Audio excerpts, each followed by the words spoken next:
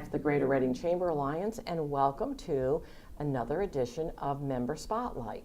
And I am so glad today that I'm here with someone who is, we were talking before the segment about some of the challenges that face businesses today in not only our community but globally.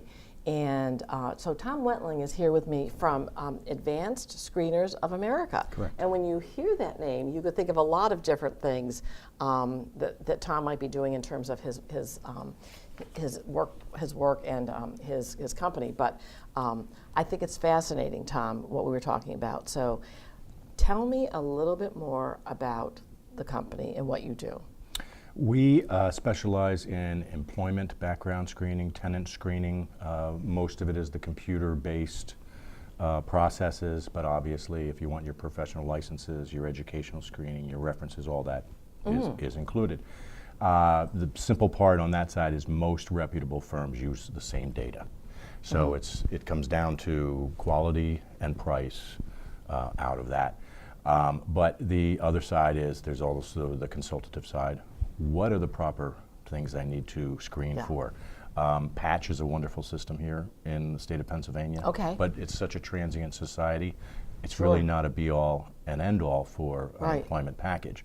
And so doing more than that. Then there's the drug and alcohol screening facilities, including helping small and medium-sized businesses put together their own drug and alcohol policy that fits what they're able to do. Larger companies might be able to offer more of a remediation package. Right. Smaller companies might demand termination because they need that position filled.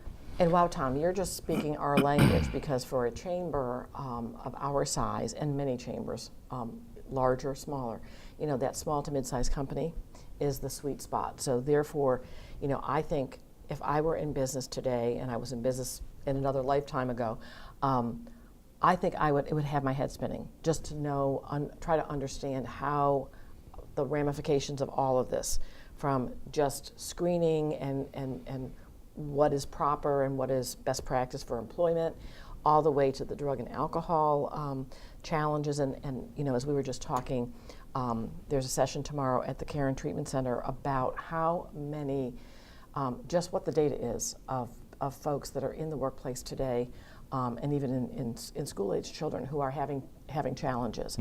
And so now more than ever, I think a company has to, really want to, I think, help their employees.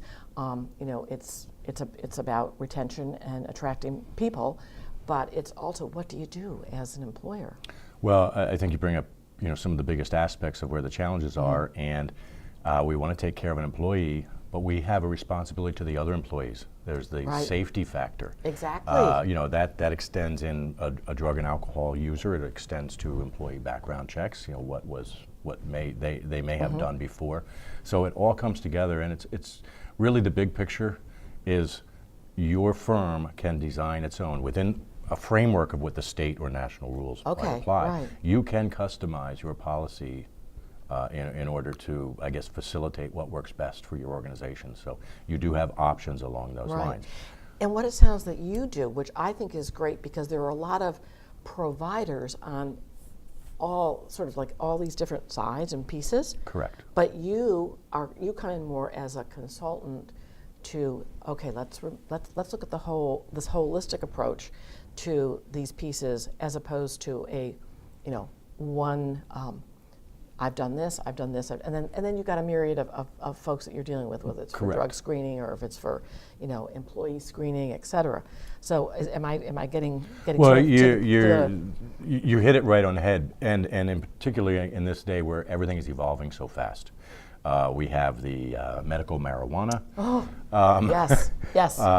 We have violent predators, the sexual violence. Where do you get that data? Sure. You have all these things, and they're easier to access today, but they may not be a part of what you are allowed to do because you haven't kept up with your policy. Right. And so you may have a 10-year-old policy today really is not valid given all the changes. That is in opportunities. Wouldn't it be interesting, excuse me, to do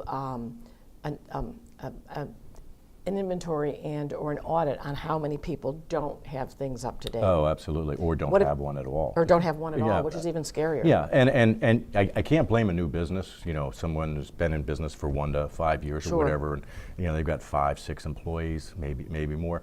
It's not something that is typically paramount as they're growing a business. They have other fires to Sure. put out. So that's why I've tried to take the consultative approach and say, look, you don't have to worry about it. Right. You just tell me what it is that you want to accomplish, and I'll fit Right. that policy within the confines of what the rules are.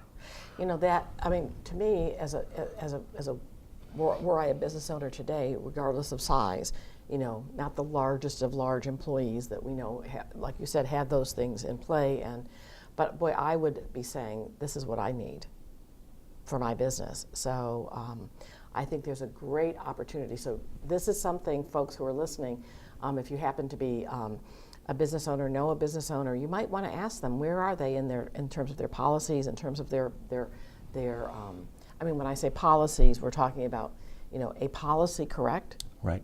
And then, because the most, I think, important thing today, unfortunately, is that many people do what they do well.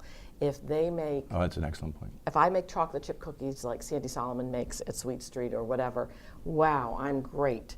But how much did she know about starting a business? When she went into business, it was manufacturing. So therefore, there's all these other pieces, and you can't possibly know them Right. all.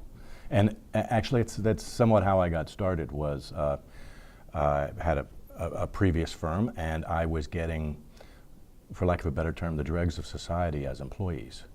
And so I met with a number of my competitors, and we were friends as well, and they just started to laugh. And I said, well, what's going on? I go, well, Tom, you don't do any employee background checks? I said, no. He said, you don't do any drug testing? He said, no. So all the people we're not hiring are going to work for you, Tom. So, so that I did a quick turnaround then, Sure, and then sure. I had a fairly young family, and we're allowing strangers into the house to do repairs, to do work, and to find out that most of these people have never had a background check performed on them. So I think that's what People don't scared me think. as much Yeah. was my own personal experience. Right. And I feel that there's a great deal, and I am shocked at how many people I call within Berks County who do not screen their employees. So Recipe for you-know-what, it disaster. is. And this is not about spending money, it's about minimizing risk.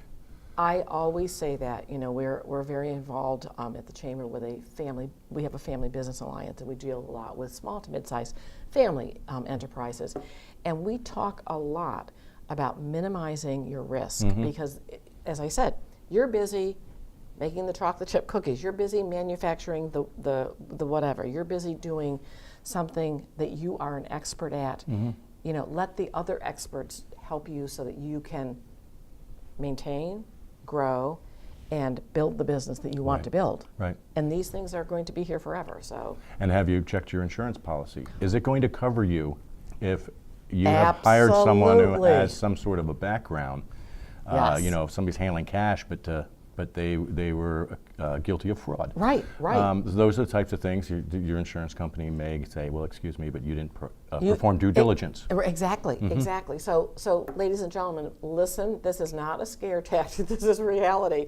And I think, Tom, with what your background in advanced screeners of America, I think it's a perfect.